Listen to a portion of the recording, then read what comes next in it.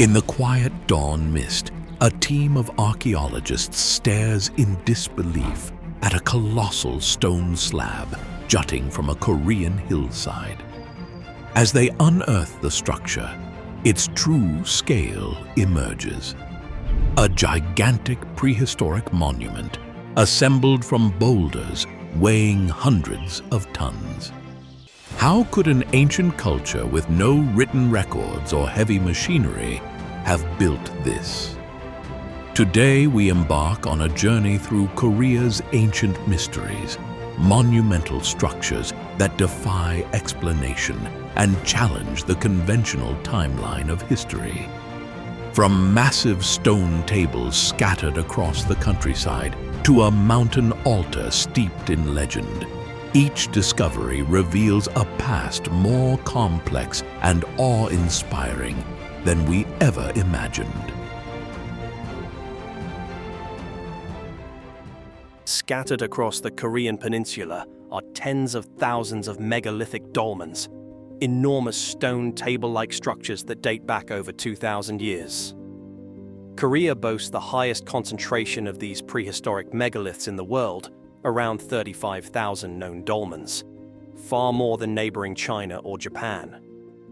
Each dolmen typically consists of vertical standing stones supporting a massive horizontal capstone, forming what looks like a giant stone table. Some of these capstones are truly gigantic.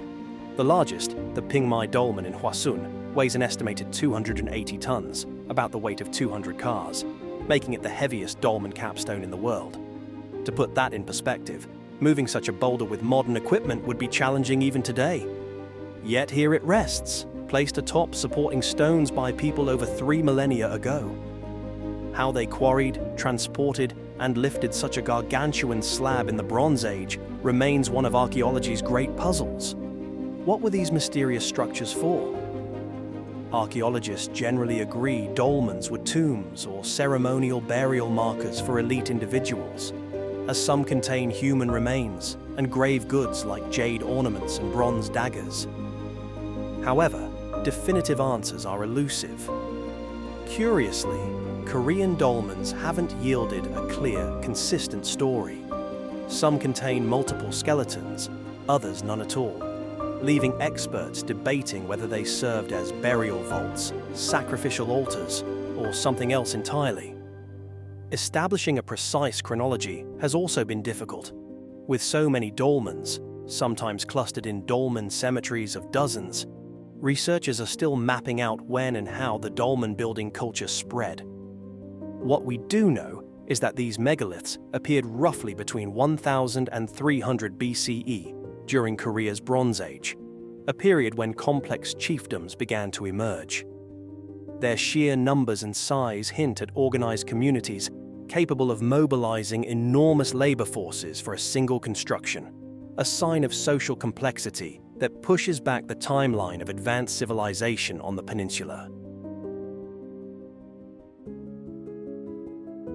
Equally fascinating are the folk tales that attempt to explain the dolmens, reflecting how bewildering these structures were even to later generations.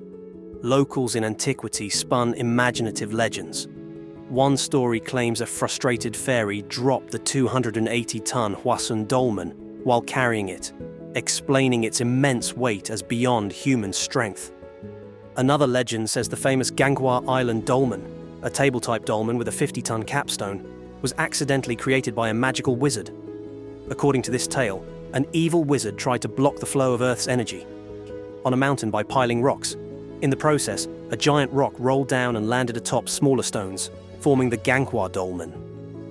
Folklore speaks of witches' houses and ancient saints or giants, as if only supernatural beings could account for these feats. While entertaining, these myths underscore the core mystery. The dolmen's construction defies easy explanation. Even modern scholars, armed with science, are left marveling at Bronze Age engineers who somehow mastered the movement of megaliths. From a scientific perspective, various theories have been proposed. Some researchers suggest teams of hundreds of workers, perhaps 200 and 300 people for a dolmen like the Ganghwa example, using ropes, earthen ramps, and sheer human muscle power, could have inched the stones into place. Experiments show that with enough rollers and leverage, ancient builders might transport multi-ton rocks over land. Yet, seeing the hulking dolmens in situ, often on hilltops or remote ridges, one can't help but question how Bronze Age communities sustained such projects. Did they have advanced knowledge of engineering or leverage techniques now lost to time? These remain speculations. No written records exist from Korea's dolmen period to reveal the methods or motives of the builders. In the absence of answers, the dolmens stand silent and impenetrable. They invite us to wonder about the identity of their builders, a story yet to be unearthed. High atop Gangwon Island's Mount Mani, another ancient enigma watches over the land. Here lies Chamsongdan, a stepped stone altar shrouded in legend. According to Korean lore, this mountaintop altar is where Dangun Wanggeom, the semi-mythical founder of the first Korean kingdom, Gojoseon, said to be founded in 2333 BCE, performed sacred rites to heaven. It's a humbling thought. If the legend holds truth, this pile of stones could mark a ritual site from nearly 5,000 years ago, linking directly to the dawn of Korean civilization. The altar itself is a terraced stone platform, roughly square and built of stacked rocks, with a flight of stone steps leading up one side. Though not as gargantuan as the dolmens, Chamsongdan's significance comes from its aura of myth and mystery. No one knows exactly when the first stones were laid here, or by whom. We do know Korean kings in much later eras held ceremonies at this very spot, even renovating the altar in later centuries. They too believed it was hallowed ground of their ancestors. Imagine standing atop this peak in ancient times. The ocean stretches below, and the sky feels within reach. Chamsongdan, the altar of observing the stars, may have been a sacred site where early priests honored heaven or tracked celestial events. Built from large stones hauled up the slopes, its 21 steps and 9-meter base hint at deeper symbolic meaning, perhaps linked to astronomy or ritual. No inscriptions explain its purpose, but its presence keeps the legend of Dangun alive. As stars rise over the altar, myth and history seem to merge. From prehistoric dolmens to mountaintop altars, Korea's landscape is dotted with enigmatic megastructures that continue to baffle and inspire.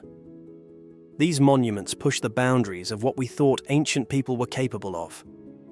Each discovery, a gigantic capstone lifted in the Bronze Age, a legendary altar on a peak, forces us to reconsider the resourcefulness and imagination of those who came before us. Were there forgotten technologies, lost techniques, or outside influences that pass through these ancient crossroads?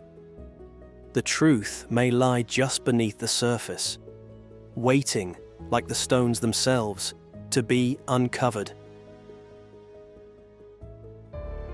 What if Korea's ancient megastructures weren't the exception, but part of a much bigger mystery spanning continents? Just when you think the limits of ancient engineering have been reached, another discovery emerges, this time in India. In our next episode, we explore a mind-bending megastructure that defies logic, precision, and even the tools we thought ancient civilizations had.